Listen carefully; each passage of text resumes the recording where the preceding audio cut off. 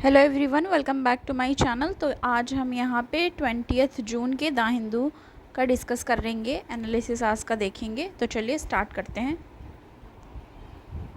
यहाँ पे हम टेस्ट एंड कॉन्टेस्ट वाले पेज पे हैं, जिसमें हमें पढ़ना है phonons on the chopping block are sound particle quantum 2। तो फोनॉन्स के बारे में हम पढ़ेंगे, इसमें देखेंगे क्या बातें की जा रही हैं। Quantum computers, quantum computing and quantum computer से रिलेटेड ऑलरेडी हम पढ़ चुके हैं। तो इसमें थोड़ी चीज़ें हैं जो अगर डिफरेंट होंगी वो हम देखेंगे। तो इसमें क्या कहा जा रहा है, quantum computer and artificial intelligence are two of the emerging areas of interest in the realm of computing. तो बता रहे हैं इसमें कि चाहे क्वांटम कंप्यूटर की बात कर ली जाए या फिर आर्टिफिशियल इंटेलिजेंस की बात कर ली जाए, यानी कि किसकी, एआई की बात कर ली जाए, तो दोनों ही यहाँ पे ये बताया जा रहा है कि इमर्जिंग एरियाज़ हैं कंप्यूटिंग में। ठीक है, एक इमर्जिंग एरियाज़ हैं ये कंप्यूटिंग में। मतलब आजकल quantum computers and artificial intelligence के बारे में ज़्यादा डिस्कशन हो रहा है, और ये दो इमर्जिंग एरियाज़ हैं इंटरेस्ट में कंप्यूटिंग के पर्सपेक्टिव से। रिसेंटली IBM ने पब्लिश किया है एक paper in which it claim to have demonstrate that a quantum computer could solve a useful problem and that today conventional computer can't. मतलब ये कह रहे हैं कि जो क्वांटम कंप्यूटर्स है वो प्रॉब्लम्स को सॉल्व कर देती है, कोई भी मतलब could solve a useful problem, तो कोई यूज़फुल प्रॉब्लम है उसको सॉल्व कर देती है, जो कि कन्वेंशनल कंप्यूटर हैं वो नहीं कर पाते। ठीक है, a result merited by concern that computations might become too unreliable when they also become complicated. तो मतलब ये कहा जा रहा है कि आजकल जो क्वांटम कंप्यूटर्स है और और आर्टिफिशियल इंटेलिजेंस है वो यूज़फुल जो प्रॉब्लम्स हैं उसको ईज़िली सॉल्व कर दे रहे हैं, कंपैरिजन अगर किया जाए कन्वेंशनल कंप्यूटर से। Okay, what is qubit. अब क्यूबिट क्या होता है, इसमें कहा जा रहा है क्वांटम कंप्यूटर यूज़ क्यूबिट। जो क्वांटम कंप्यूटर होते हैं जिसकी बात की जा रही है कि जो प्रॉब्लम सॉल्व कर देते हैं यूज़फुल प्रॉब्लम, वो यूज़ करते हैं qubits as their basic unit. तो क्वांटम कंप्यूटर यूज़ करती है क्यूबिट को as a basic unit of information. और जो क्यूबिट होता है, क्यूबिट कैन बी पार्टिकल। तो जो क्यूबिट है वो क्या हो सकता है, कैन बी अ पार्टिकल, मतलब जैसे इलेक्ट्रॉन होते हैं, कलेक्शन ऑफ पार्टिकल्स होते हैं, और क्वांटम सिस्टम। तो ये एक तरीके का क्या होता है, एक तरीके का पार्टिकल होता है, can be a particle. Okay, next देखेंगे, particle can do funky things that large object like the semiconductor of classical computer can't because they guide by the rules of quantum physics. ये कह रहे हैं कि जो ये particles है वो ऐसी चीज़ें कर सकती है लार्ज ऑब्जेक्ट के साथ, जैसे कि सेमी कंडक्टर, क्लासिकल कंप्यूटर जो हैं वो नहीं कर सकते, क्योंकि रूल ऑफ जो क्वांटम फिजिक्स है can't because they are guided by rules of quantum physics. For example, rule allow each qubit to have a value on and off. तो देखो, इसमें आपको यही समझना है कि क्वांटम कंप्यूटर आर्टिफिशियल इंटेलिजेंस एक इमर्जिंग इंटरेस्ट है, इमर्जिंग एरिया ऑफ इंटरेस्ट है कंप्यूटर्स में, कंप्यूटिंग में, और ये यूज़फुल प्रॉब्लम्स को सॉल्व कर सकते हैं। और जो क्वांटम कंप्यूटर्स होते हैं वो क्या करते हैं, यूज़ करते हैं क्यूबिट को as a basic unit of information. यहाँ तक आपको जानना है। नेक्स्ट हम देखेंगे, यहाँ पे एक टर्म यूज़ हुआ है LOQC। ये क्या है, other form of quantum computer use other unit of information. For example, linear optical quantum computing uses photon like the particle of light. The particle of light use photon. Photon क्या है, the particle of light as qubits. Okay, अब यहाँ पे LOQC offers to use optical equipments, क्या क्या, जैसे mirror, lens, splitter, wave plate, photon to protect information. ये हुआ अंडरस्टैंडिंग फोनॉन्स। फोनॉन्स के बारे में समझना है। फिजिसिस्ट जो हैं वो क्या कह रहे हैं, दस वंडर, फिजिसिस्ट जो हैं वो वंडर हैं whether they can use phonons as qubit, कि क्या वो यूज़ करें फोनॉन को एज अ क्यूबिट। फोटोन जो होता है are packet of light energy. अब यहाँ से आपको एक चीज़ जाननी है, ये वाली लाइन हाईलाइट कर लेनी है। फोटोन क्या होता है, फोटॉन बता रहे हैं are packet of light energy. Similarly जो फोनॉन्स होता है वो पैकेट होता है वाइब्रेशनल एनर्जी का। Therefore the question is can we build quantum computer whose information unit is colloquially speaking sound according to paper published in science this month should be possible। Okay, next हम देखेंगे, next हमें देखना है कौन सा और पढ़ना है, फाइंडिंग क्या क्या मिले हैं स्टडी में। The new study researcher developed acoustic beam splitter with 16 metal bars each end of the channel superconducting qubits whose circuit components were semi-conducting। तो इसमें ये सारी चीज़ें हैं। Team found that these phonons interacted with combo like photons interact with optical beam splitter. तो ये सारी चीज़ें इसमें बताई गई हैं। अब जैसे इसमें हमको कुछ कुछ चीज़ें जाननी हैं जो कि हमने यहाँ से डिस्कस किया है। पहले कौन सा कि ये अभी इनका यूज़ चल रहा है, अलग कलर से कर लेते हैं। दूसरा क्यूबिट्स क्या हैं। फिर तीसरा हमें ये जानना है LOQC क्या है। चौथा फोनॉन्स और फोटॉन्स के बारे में और स्टडी में क्या पाया गया वो। तो इतनी सारी चीज़ें हमको यहाँ से डिस्कस करनी थी। आगे देखेंगे और कौन सा हमारे एग्ज़ाम के लिए है। जस्ट फॉर द नॉलेज आप ये वाला देख लो। India's gift INS Kirpan to Vietnam focused on enhancing defence relation security. कल जो हमने पढ़ा था गीता प्रेस से रिलेटेड, तो उससे रिलेटेड भी आया है कि गांधी जो प्राइज़ है उसको उन्होंने बोला है कि एक ग्रेट ऑनर है गीता प्रेस ने, लेकिन डिक्लाइन कर दिया है कैश रिवॉर्ड को। यहाँ पे क्या बताया जा रहा है, Europe is world fastest warming continent. तो Europe should brace for the more deadly heat wave driven by climate change, said sweeping report on Monday, noting the world fastest warming continent है हो रहा है ये। some 2.3 डिग्री सेल्सियस हॉटर है last year से। तो इसको बस ऐसे ही आपको जान लेना है कि ऐसा कुछ आया था। नेक्स्ट हम देखेंगे, नेक्स्ट हमें और कौन सा पढ़ना है। जो आज कुछ इतना ज़्यादा न्यूज़ में वैसे दिख नहीं रहा है, फिर भी हम देखेंगे कौन सा हम पढ़ सकते हैं हमारे एग्ज़ाम के लिए। एक ये इससे रिलेटेड आपको याद होगा, बेटलग्यूज से रिलेटेड हमारी नोट्स भी बनी हुई है और हमने ऑलरेडी पढ़ रखा है। तो इसमें क्या बताया जा रहा है, Betelgeuse finally beating the retreat in constellations of Orion. तो इससे रिलेटेड हमने ऑलरेडी पढ़ रखा है, पर फिर भी हम फिर से डिस्कस एक बार करेंगे। देखो, the bright red star Betelgeuse in the constellation Orion has shown some unexpected behavior। तो कुछ unexpected behavior दिख रहा है Betelgeuse का। इसमें कहा जा रहा है कि जब लेट 2019 एंड 2021 में ये फेंट हो रहा है, we had ever seen in the last record going back more than a century. और ये क्या हो रहा है, क्या बन गया, it's became fainter just about than Bellatrix third brightest star of Orion. Okay, अब यहाँ पे ग्रेट डिमिंग बताया जा रहा है। मतलब क्या कहा जा रहा है, ग्रेट डिमिंग हो रही है,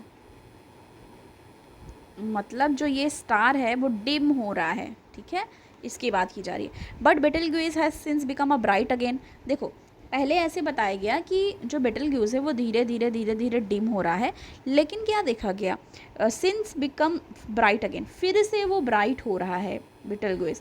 पहले धीरे धीरे क्या हो रहा था, डिम हो रहा था, अब फिर से वो ब्राइट हो रहा है।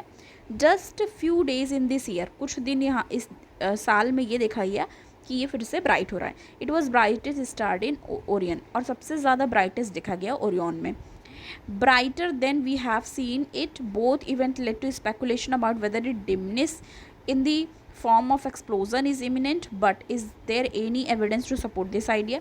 अब देखो, ये पे तो क्वेश्चन ये इन्होंने पूछा है, स्टार की बात करें, star are by and large remarkably stable. तो ऐसा कहा जाता है जो स्टार होता है वो क्या होता है, वो स्टेबल होता है, पर यहाँ पे क्या हो रहा है, फ्लक्चुएशंस हो रहे हैं।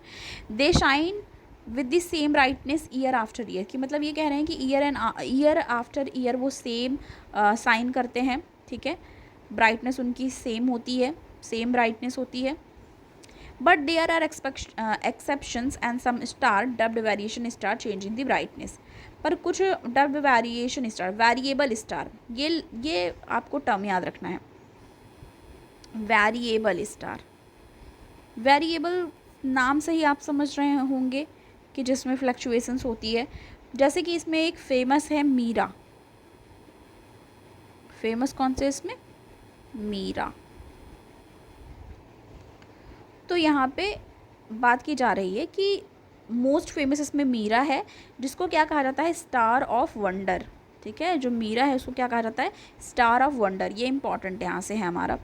विच was discovered as a variable star, ये इसको as a variable star discover किया गया था जर्मन पेस्टर डेविड फेब्रिसियस जो हैं उनके द्वारा किया गया था ये 1596 में।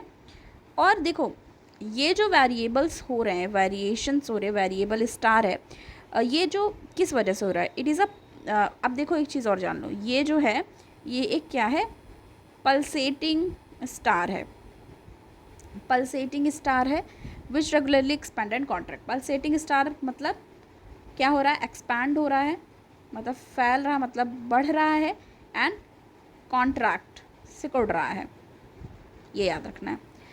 एक और एग्जाम्पल बताया गया है मीरा, और फिर उसके बाद अलगोल। देखो मीरा हो गया, फिर अलगोल हो गया।